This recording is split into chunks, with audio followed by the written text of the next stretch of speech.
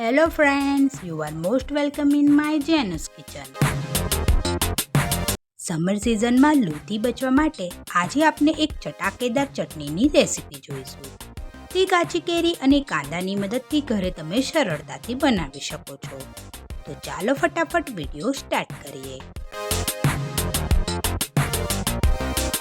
સૌથી પહેલા એક મોટી કાચી કેરી અને 6 નંગ નાના કાંદાને છોલીને કટ કરી લો. જો તમારી પાસે મોટા કાંદા હોય તો માત્ર 3 કે 4 નંગ જ યુઝ કરી શકો છો.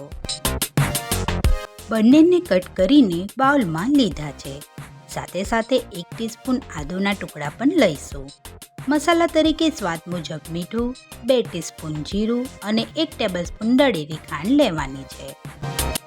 હવે એક મિક્સર જારમાં કટ કરેલા કાંદા અને કેરીના ટુકડા લઈશું. તેમાં જીરું, ખાંડ, મીઠું અને આદું પણ ઉમેરો.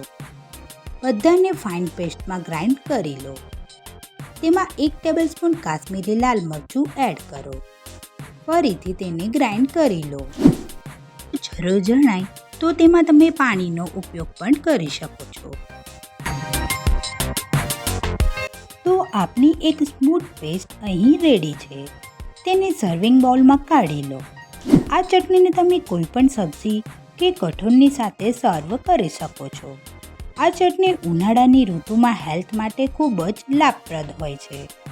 આ ચટણીને તમે ફ્રીજમાં 7 દિવસ સુધી સ્ટોર કરી શકો છો.